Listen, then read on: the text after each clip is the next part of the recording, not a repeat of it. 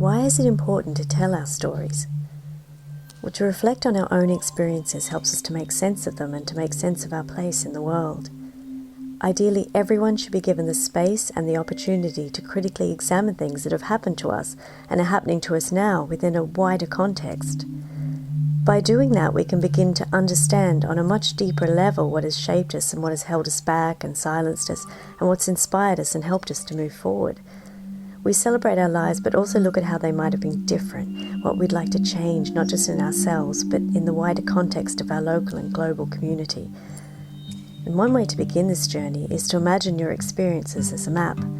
It can be a map of your community or a map of your life. Explore your life map with all your senses. What does each stage or each place in your life look like, smell like, sound like? What does it feel like or even taste like? It's important to write without engaging your inner critic, and you can do this by free writing or writing without stopping for several minutes. And now add your emotions. What were you feeling in each of those places or stages? And go even deeper. Say one of the emotions you experienced was sadness or happiness. What did that happiness look like, sound like, smell like to you? Turn that abstract feeling into a visceral, powerful experience that anyone hearing your story can picture in their own mind.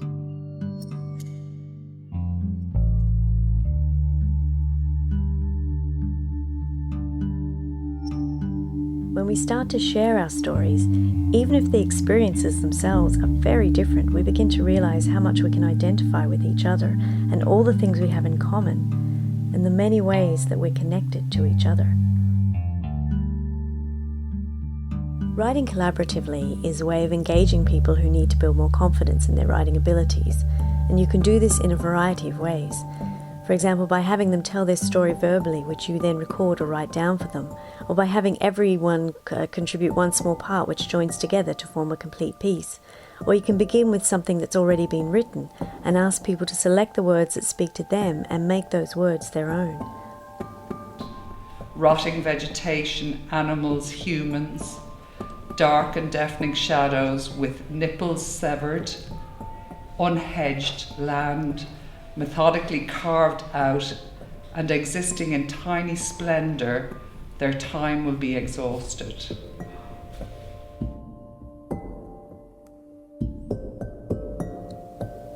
Poetry bombing is one way of reclaiming our communities so that anyone's words can be read and heard.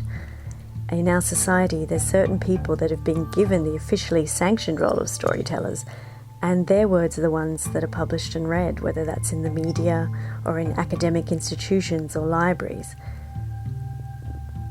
By sharing our words in the public space, we're acknowledging our own value as storytellers within our communities, and the fact that we all have a wealth of knowledge and unique life experiences and something important to say. It takes a leap of faith to put our words and our stories out there, and it's an important act of bravery.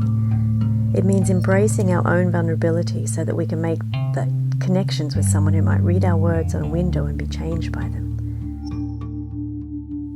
There isn't always a public space available where you can share your work, and sometimes people aren't comfortable with being so visible. But there are other ways our words can be discovered and read. By placing one of your works in your local library, you're transforming it into a space that welcomes all ideas and thoughts and words, not just the ones of published authors. You can leave a story or a poem somewhere random or in a book that's influenced and inspired you.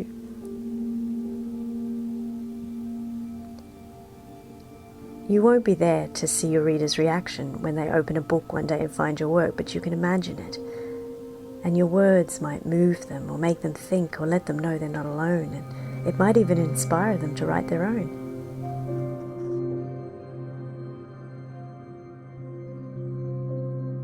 I'm Kristi Collins. For the last 15 years, I've been working collaboratively with all sorts of writers from different backgrounds and communities to explore their own experiences and share those with each other. Basically, the idea of this workshop is to give people the confidence, the tools and the space to take on their natural innate roles as storytellers and use that to make sense of their world and to think about how they can make their world a better place we use various tools and methods to achieve this.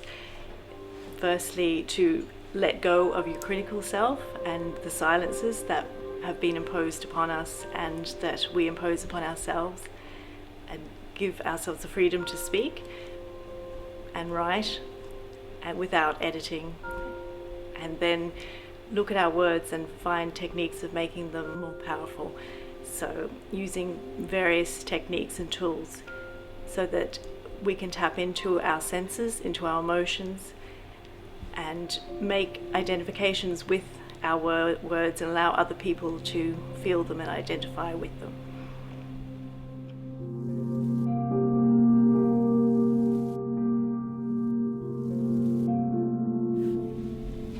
How bearable is it for you? Stand proud, you know. You know you're hunted for your fur. John West salmon run upstream from you, and sockeye fish live in fear too. For me, the most valuable thing was that whenever you open up a creative space for people, there's just such richness that flows into that. So every single person that chose to share something they were writing or that they created here, I just found them incredible. And some people were experienced writers, I could see that, but certainly there were some people that were coming at this as beginners or at the first time or something they've always wanted to try. But just when people use their voice, it's always worth listening.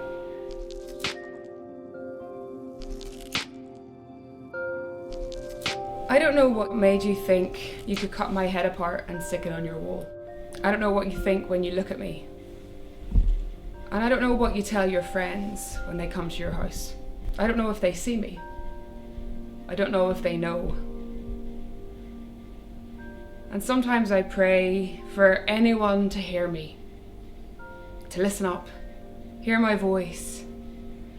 I pray that somebody might see me, that somebody might understand the person I could be. I could have been anyone before you decided to press pause. So tell me, honey bear, do you see the pain you've caused? Because I don't know if you've been told, but darling, in this world, your heart's your gold. Your mind, your soul, your beating pulse, those are things that can't be sold. And I don't know if you've been told that money doesn't mean a thing, or if you know that the clothes you wear only go as far as your skin. You don't know my rise and fall, you don't know my pain. Just take and take whatever you want and use it for your gain. You don't own my body and you don't own my head. And even though you cut me apart, I will never, ever be dead. We all bring all our memories, all our thoughts, our fears, our experiences with us when we become an audience for someone. So every experience is different for every member of your audience. Your descriptions, they weren't literal descriptions. You went so much deeper, so much further with the senses, with the emotions that brought up in you, with the things that it reminded you of and the things that it triggered in you. So it's fantastic. We all enjoyed that.